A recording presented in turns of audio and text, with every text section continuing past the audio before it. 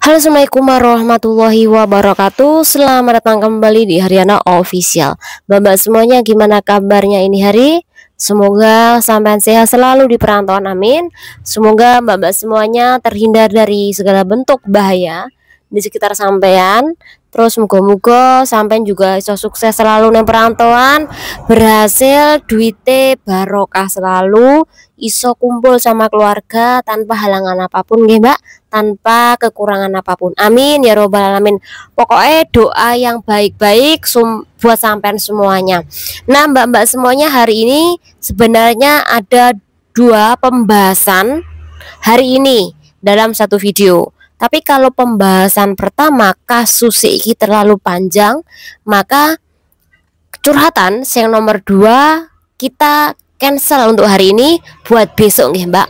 Oke, nggak usah lama-lama kan kawan. Ini adalah sebuah kasus yang terjadi salah satu dari PRT asing yang kerja di Hong Kong. Hari itu dia mengajukan visa terbaru, tetapi sebelum visa terbarunya disahkan oleh imigrasi, iki keburu Mbak imigrasi menahan kemudian melaporkan si PRT asing ini. Apa sih masalahnya kok sampai dia dilaporkan, ditahan, kemudian sampai di sidang? Silakan disimak mbak semuanya, jadikan ini adalah pelajaran. Jadi iki kejadiannya bulan Maret. Jadi kemarin ya, dimana ada salah satu CC masuk ke Hong Kong, iki melalui jalur ilegal mbak. Artinya dia masuk memakai visa turis. Biasanya kalau visa turis nanti dapat liburan visa 1 bulan, kemudian harus keluarkan dari Hong Kong. Tapi enggak mbak, memang niat tujuannya si CC iki ke Hong Kong iki untuk mencari pekerjaan, bukan untuk liburan atau loihang. Makanya ketika dia sudah masuk ke Hong Kong, dia gunakan mbak untuk ketemu sama teman-temannya. Nah di situ dia minta mbak pekerjaan sama temennya. Nah temennya iki juga OS mbak di Hong Kong. Makanya dia mengenalkan sebuah agensi ilegal kepada si mbak ini. Nah dapat agensi ilegal, makanya dia bekerja bulan itu ke majikan yang bernama Choiwa. Nah ketika dia bekerja, Mbak Eki pengen memiliki niat, oh ya apa lek aku mengajukan visa kerja secara legal nantinya ke imigrasi.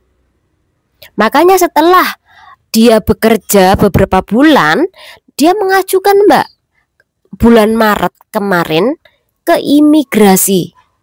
Jadi Mbak Iki membawa semua persyaratan, baik itu untuk mengajukan kontrak baru, kemudian dia juga melalui jalur independen, jadi tidak melalui KJRI atau tidak melalui konsulat Filipina. Intinya Mbak Iki pokoknya secara mandiri lah, kontrak mandiri.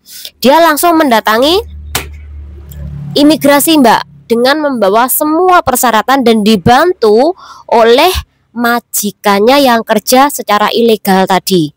Jadi di situ ada alamat, kemudian alamat majikan, minta persetujuan majikan. Kemudian hari itu dia datang ke imigrasi mbak dengan membawa kabeh persyaratan. Nah ketika dia membawa, giliran dia kan mbak mengajukan itu ke counter yang sudah disediakan oleh imigrasi, mengajukan visa terbaru. Nah setelah itu pihak dari imigrasi staf iki membolak-balik mbak, membolak-balik persyaratan untuk mengajukan visa terbaru ini, dokumennya dibolak-balik mbak. Nah di situ karena ada kejanggalan, iki mbaknya disuruh mundur dulu, jadi belum dilayani karena ada kejanggalan di dalam kontrak kerjanya, alamatnya, dan tentunya mbak paspornya. Dia kan masuk ke Hong Kong kan bukan paspor visa kerja, tapi pelancong pertama nih. Jadi itu kenapa ketika dia masuk nggak bisa ditipuin mbak imigrasi. Karena apa? Di situ pertamanya bukan sebagai visa kerja atau menjadi PRT Hong Kong, tapi hanya turis liburan. Jadi semuanya terdeteksi, Mbak. Makanya mbaknya disuruh mundur dulu. Terus pihak dari staf imigrasi kui kan masuk ke dalam, Mbak. Jadi ada obrolan dengan staf lainnya. Nah setelah itu pihak imigrasi kembali lagi, Mbak. Di situ mensuruh Mbak Eki untuk tetap di situ, tidak boleh kemana-mana. Artinya dia tertahan, Mbak. Mungkin ya pikirannya, kalau dia tertahan nantinya pasti dia bakal diloloskan. Atau mungkin memang dipersulit nih, tapi siapa tahu nanti diloloskan. Tetapi Mbak, bukan diloloskan oleh imigrasi, Mbak. Tetapi Mbak Eki ditahan itu. Kemudian selang beberapa menit polisi datang, Mbak, ke imigrasi menahan Mbak Eki. Karena di situ Mbak Eki ternyata membawa dokumen-dokumen palsu, walaupun di situ ada tertera alamat majikannya yang bernama Joywa tadi.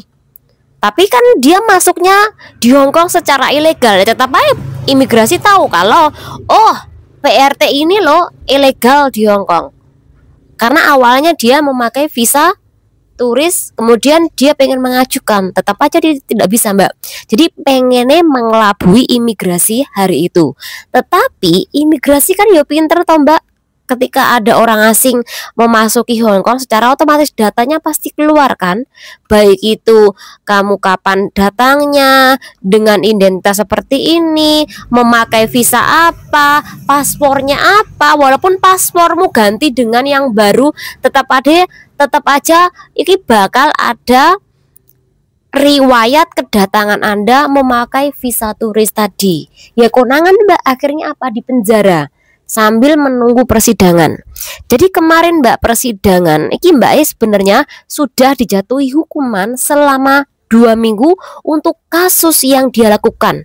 Nah, kedua kasus yang dilakukan apa? Yang pertama adalah dituduh tidak jujur dan memberikan keterangan palsu untuk tetap kerja di Hong Kong. Jadi mengelabui imigrasi untuk dia tetap kerja di Hong Kong.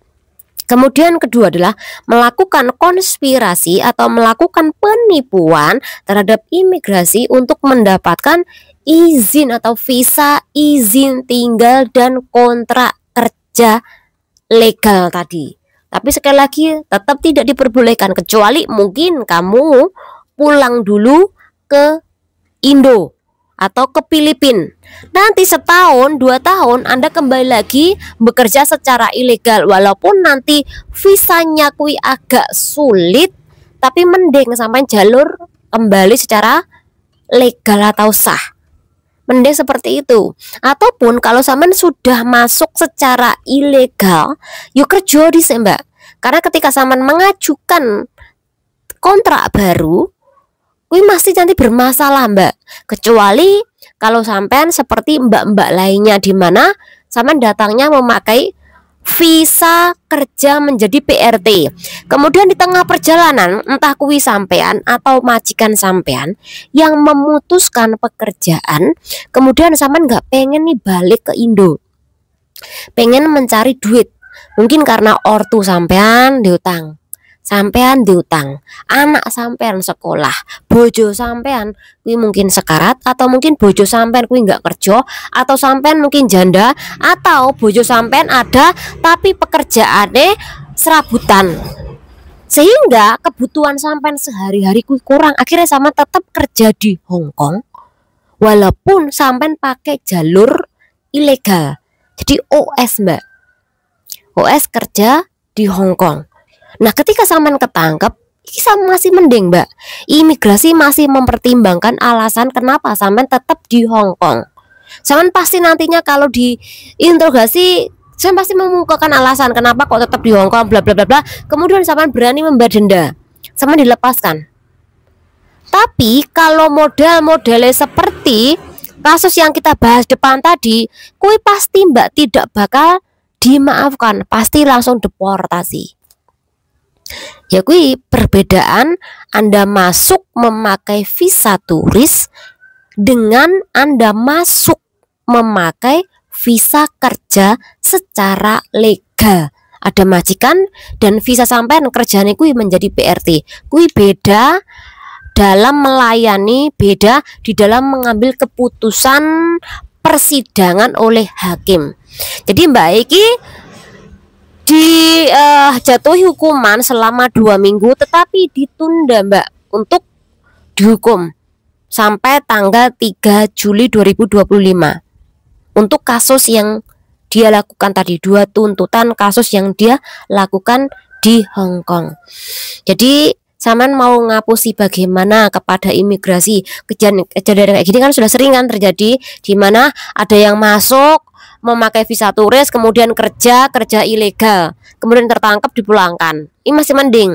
Lah sampean sudah tahu masuk Hong Kong kui memakai visa ilegal, memakai visa turis kemudian kerja, pengen sampean menjadi PRT seperti orang-orang lain, di mana ada kontrak kerja, ada majikan, mau kemana-mana enak karena apa? Sah.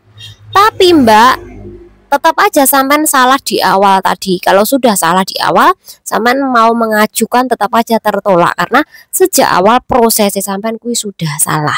Jadi dalam kasus ini hati-hati, sampean mau ngapusi imigrasi bagaimanapun riwayat sampean kui sudah ada Mbak, walaupun 10 tahun yang lalu, 15 tahun yang lalu, 20 tahun yang lalu, kui tetap Mbak berkas-berkas sampean masih ada. Kalau seandainya sampai nanti kui di Hong Kong kui maling utawa kasus maling utawa sampean ono kasus di mana sampean tetap aja nanti kalau sampean keluar dari Hong Kong pengen nih pulang ke kampung halaman, pengen nih sampean pindah kerja ke lain tempat negara, tetap aja sampean bakal dihukum karena apa? Sampean OS tadi atau sampean melakukan pencurian tadi, data sampean sejak awal sudah dikunci dengan tinta warna merah. Oh iki lo kasusnya kese kayak gini, oh kilo kese maling, oh kilo kese DE overstay segini lamanya. Jadi sampean kalau mengajukan, sekali lagi mengajukan hak tinggal menjadi residen itu juga sulit Mbak, kecuali sampean duit. Jadi lek sampean duit dhisik, kemudian di situ sampean punya usaha, jadi imigrasi Hong Kong akan mempertimbangkan pengajuan visa sampean. Lah sampean kerjane serabutan, kemudian nggak punya tempat tinggal, kemudian kos-kosane harus berbarengan sama orang lain, sampean kesulitan di situ mengajukan visa tinggal atau menjadi residen karena apa? Gak ada duit. Jadi sampeanku di Hong Kong malah numpang menyusahkan orang Hong Kong. Jadi itu kenapa bagi mbak-mbak sing OSC kui nggak punya duit, sampean bakal kesulitan mengajukan untuk menjadi residen. Atau mungkin kalau sampean kui papernya kui juga agak sulit Mbak. Dilihat dulu backgroundnya sampean bagaimana, alasan sampean kenapa kok minta suaka di Hong Kong. Jadi dari kasus ini kita belajar mbak-mbak semuanya, nggak usah main tipu-tipu sama imigrasi karena imigrasi lebih pintar daripada sampean. Karena sepinter-pinternya wong-wong sing ngubah data bla bla sebagainya, kuwi luwih pintar daripada sampean daripada uang sing suka ngubah data. Ya luwih pintaran imigrasi lah sejak awal. Karena semuanya kuwi serba canggih. Jadi kalian mau ngapusi imigrasi tetap aja suatu saat bakal konangan. Hati-hati di dalam kasus seperti ini. Semoga manfaat channel ini. Wassalamualaikum warahmatullahi wabarakatuh.